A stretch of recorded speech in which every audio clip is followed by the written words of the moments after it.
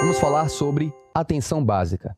Quando você estuda esse assunto sozinho, você pode achar que é muito fracionado, muito cheio de programas e de portarias diferentes para estudar. Então a gente vai falar aqui para você o que é que mais cai na prova de residência. Começaremos com a questão: atenção primária à saúde ou atenção básica? Então a gente já sabe que a atenção primária e a atenção básica são sinônimos. É o primeiro nível de atenção com função resolutiva dos cuidados primários sobre os problemas mais comuns de saúde. Será que realmente tem função resolutiva? Muita gente acha que na atenção primária o médico fica ali cozinhando o paciente e acaba não resolvendo nada. E a partir do qual se realiza e coordena o cuidado em todos os pontos da atenção. Será que a partir da atenção primária existe essa coordenação do cuidado em todos os pontos da atenção? Vamos ver. Letra B, tem um foco em diagnóstico, tratamento e reabilitação, desde que é realizada em pontos de atenção secundária e terciária. Já não faz sentido isso daqui. A atenção primária tendo suas ações realizadas em pontos de atenção secundária e terciária.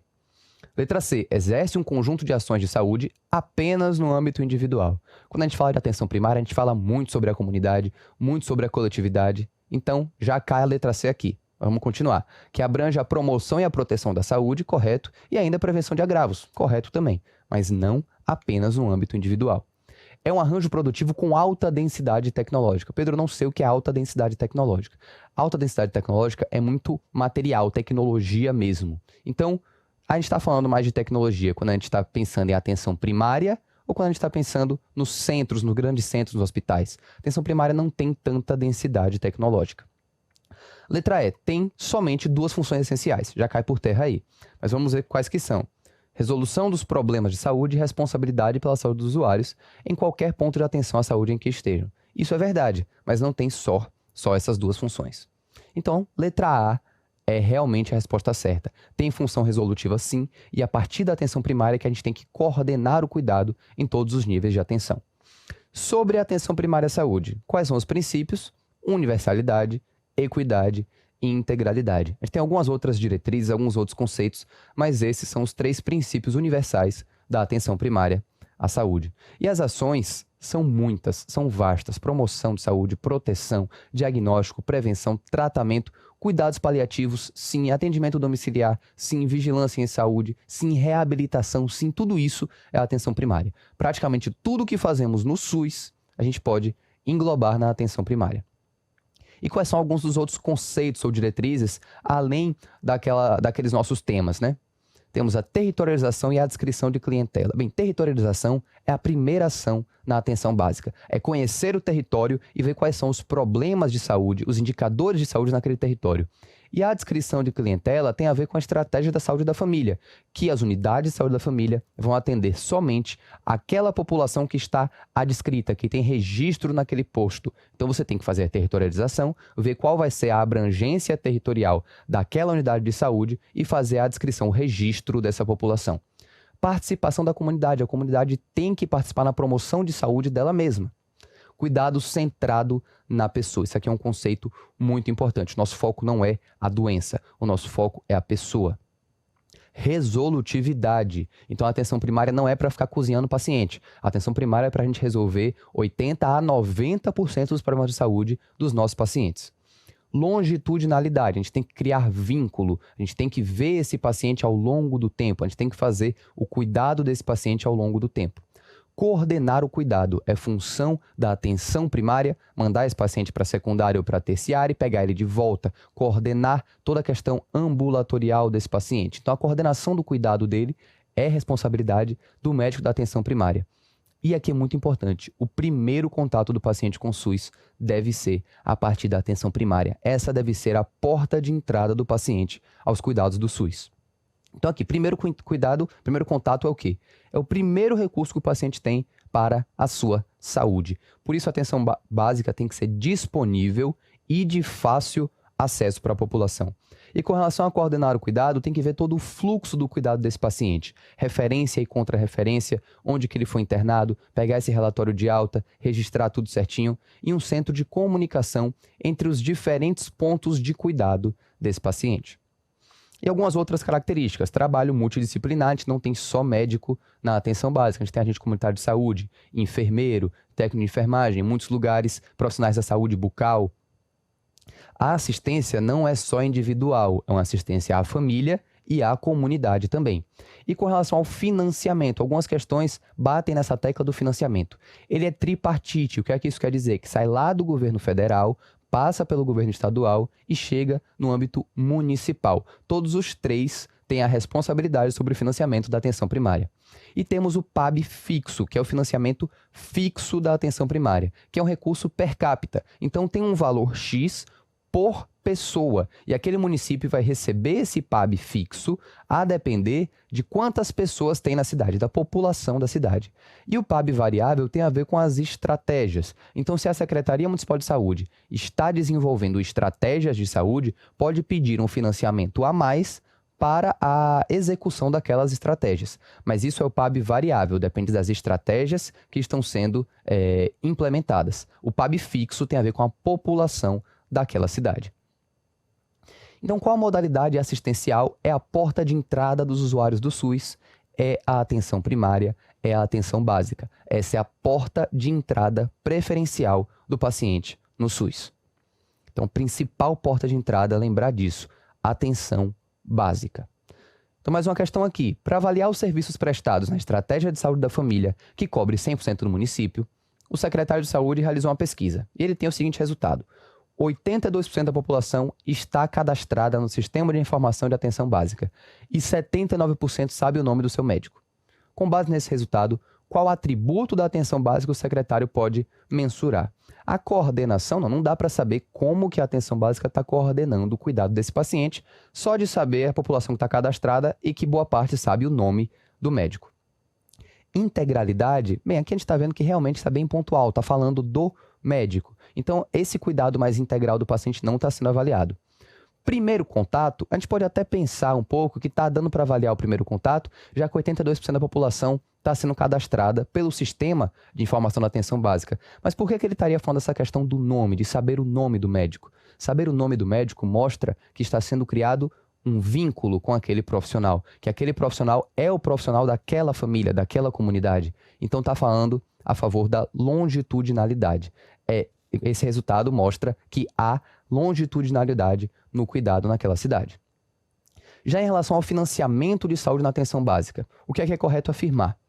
A fonte de recursos do piso fixo da atenção básica, ou PAB fixo, é o Tesouro Municipal. Bem, a gente já viu que é tripartite, parte de lá do governo federal, passa para o governo estadual e depois vem parar realmente no financiamento municipal. Então, não. O valor do PAB fixo é proporcional à população do município? A gente viu que sim, é per capita, é por pessoa que tem no município. O valor do piso variável, do PAB variável, depende da arrecadação de impostos? Não, depende das estratégias que estão sendo implementadas. E o financiamento da atenção básica é definido pelo Conselho Bipartite de Saúde em cada estado. A gente viu que o financiamento é tripartite, federal, estadual e municipal. Então a resposta aqui certa é a letra B, que o PAB fixo é proporcional à população do município. E aqui uma coisa importante, um conceito importante para a gente ter, com relação à densidade e complexidade da tecnologia. Então, densidade tecnológica diz respeito aos equipamentos tecnológicos. Então, a atenção primária, ela tem baixa densidade tecnológica porque não tem ressonância magnética, não tem tomografia, não tem tantos equipamentos. Mas a complexidade tem a ver com o conhecimento necessário. O médico da atenção primária precisa ter um conhecimento muito amplo, muito vasto. Então, a atenção básica, a gente tem elevada complexidade e baixa densidade. Cuidado para vocês não pensarem que complexidade tem a ver com equipamentos tecnológicos. Densidade tem a ver com equipamentos e a complexidade tem a ver com conhecimento necessário. E sobre a estratégia de saúde da família. Mais uma vez, primeira ação é a territorialização, é conhecer o território em que você vai atuar. E a segunda é a descrição de clientela, é você fazer o registro da população que vai estar sendo atendida por aquela unidade. E uma coisa importante aqui, gente, uma equipe pode atender de 2.000 a 3.500 pessoas. Por que isso é importante? Porque antes fazia esse cálculo baseado em número de famílias. Isso mudou. Hoje é em número de pessoas. Uma equipe atende entre 2.000 e 3.500 pessoas. E um agente comunitário de saúde pode atender um máximo de 750 pessoas. Mais uma vez, não é em famílias, é em número de pessoas. Então, uma equipe, 2.000 a 3.500 pessoas, um ACS máximo de 750 pessoas. E qual a composição de uma equipe de saúde da família? A composição básica, a composição obrigatória é um médico, um enfermeiro, um técnico de enfermagem e um agente comunitário de saúde. Pedro, todo posto que eu vou tem um dentista e um técnico de saúde bucal. Ótimo, isso é muito bom, mas a composição mínima obrigatória não inclui dentista e técnico de saúde bucal. É médico, enfermeiro, técnico de enfermagem e ACS. E a carga horária dos profissionais de saúde na equipe de saúde da família é de 40 horas semanais. E acabou. É isso que a portaria determina, 40 horas semanais. O médico pode atuar em duas equipes diferentes. Então, ele pode atender 20 horas em uma equipe e 40 horas em outra equipe. Isso aqui é estratégia de saúde da família. Não estou falando de atenção básica como um todo. Ainda temos unidades básicas de saúde que atendem demanda aberta. Qualquer pessoa pode ser atendida naquela unidade e não cumpre esses requisitos aqui. Isso aqui é uma equipe de saúde da família. A carga horária é de 40 horas para todos os profissionais. E qual o máximo de habitantes assistidos por cada equipe? A gente já falou, 3.500 habitantes. Com base na PNAB, marque a opção que contém os componentes da equipe mínima de saúde da família. A gente acabou de ver isso. Enfermeiro, médico e técnico de enfermagem? Tem que ter, mas tem que ter também agente comunitário, não é letra A. Enfermeiro, médico e agente comunitário de saúde? Tem que ter, mas tem que ter também técnico de enfermagem, não é letra B. Enfermeiro, médico, agente comunitário e dentista, a gente vê muito dentista, mas não é obrigatório. Enfermeiro, médico, agente comunitário de saúde e técnico de enfermagem. Correto, letra D. E aqui está falando também do dentista e do técnico em saúde bucal, na letra E, não são obrigatórios. A equipe mínima tem enfermeiro, médico, agente comunitário de saúde e técnico de enfermagem. E quais são as atribuições do médico? Obviamente, consultas clínicas, pequenos procedimentos podem ser realizados na atenção primária, encaminhar o paciente se for necessário, indicar internação hospitalar para o paciente que chega com critérios para você, educação permanente. Gente, educação não é coisa de agente comunitário de saúde, não.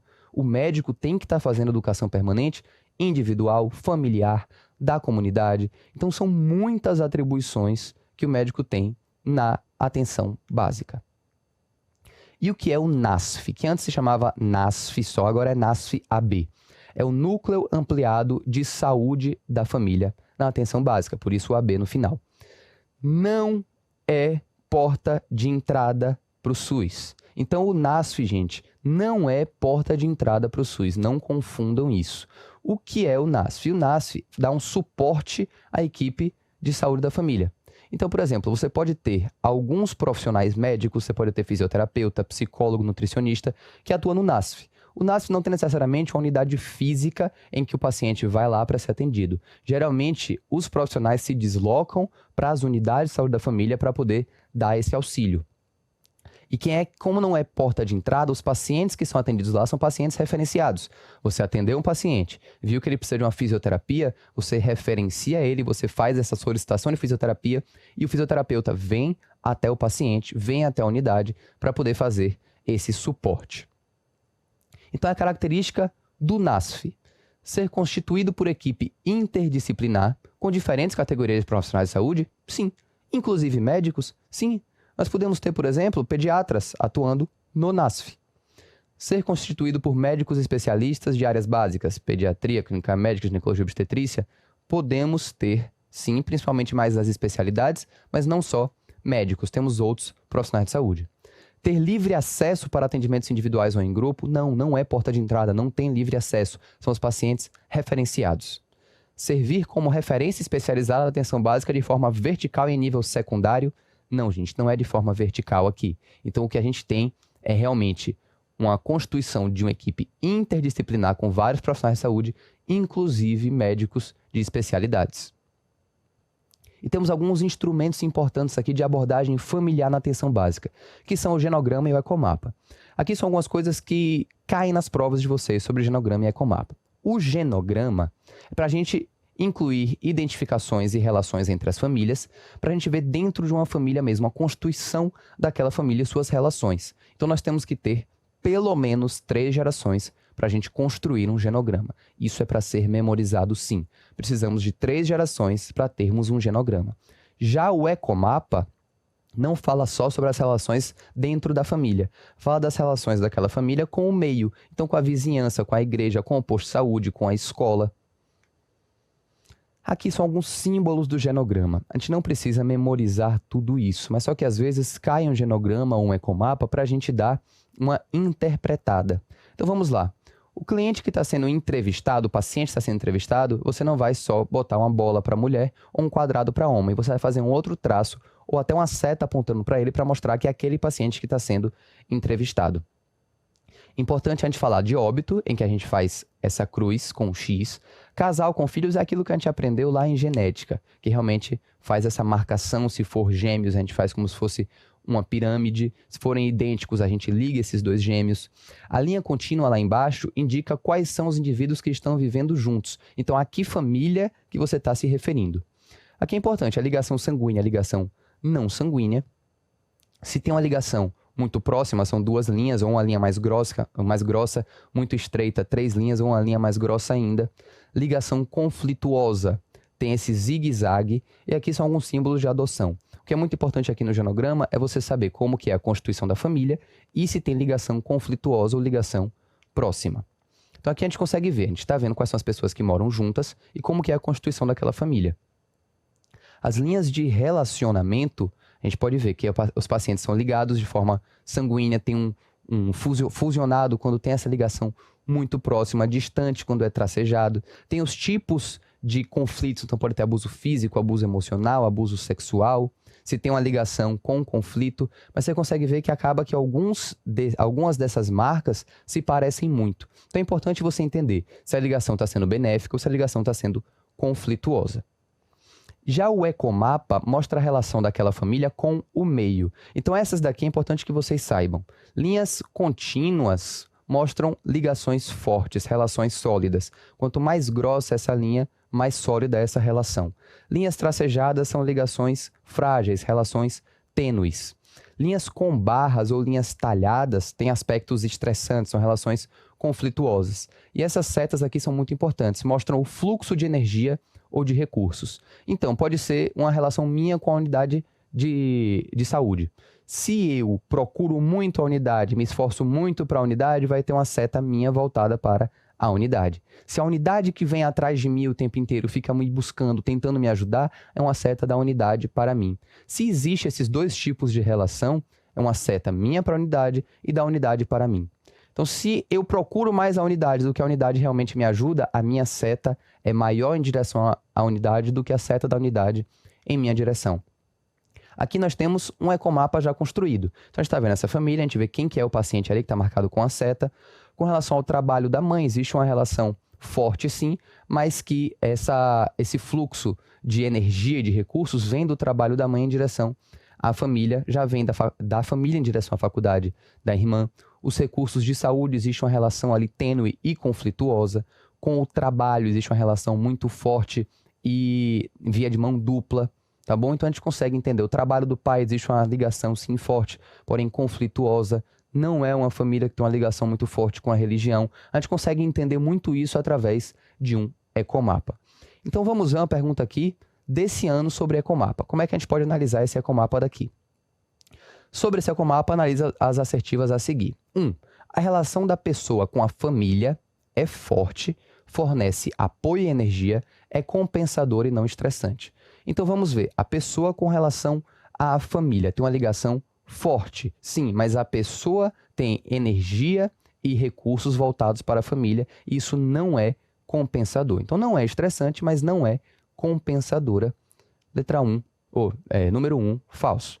Número 2, a relação da pessoa com a terapia de grupo é tênue e incerta, porém equilibrada entre apoio e esforço. Onde está? A terapia de grupo é tênue e incerta. A gente consegue ver que a linha é tracejada, porém equilibrada, sim. Então, número 2, verdadeiro. Número 3, a relação da pessoa com vizinhos e igreja é fraca e não tem impacto na energia de recursos e é estressante. Vamos ver, vizinhos e igreja lá em cima. A gente consegue ver que é uma relação que não está tão forte quanto a da família aqui, é conflituosa e que não tem essa ligação com relação a recursos e a energia. Então, sim, a número 3 é verdadeira. Então, apenas 1, não, a gente viu que a 1 é falsa. Apenas 3, a 3 é verdadeira, mas a 2 também. Apenas 1 e 2, não. A 1 é falsa. 1, 2 e 3 são verdadeiras? Não. Então, gente, o que aconteceu com essa questão aqui? Essa questão ela foi anulada, porque realmente a resposta certa seria apenas 2 e 3. Essa questão não teve valor. Por que é que eu botei ela aqui? Para a gente ver que, às vezes, a gente não precisa ter tudo muito bem memorizado com relação ao genograma e ao ecomapa. Mas se a gente tem uma noção do que são aqueles símbolos, a gente consegue fazer uma interpretação. E, geralmente, é bem intuitivo. São bem intuitivas essas questões de interpretação de genograma e de ecomapa. Tá certo? Espero ter ajudado, gente. Até a próxima aula e sorte nas provas de vocês.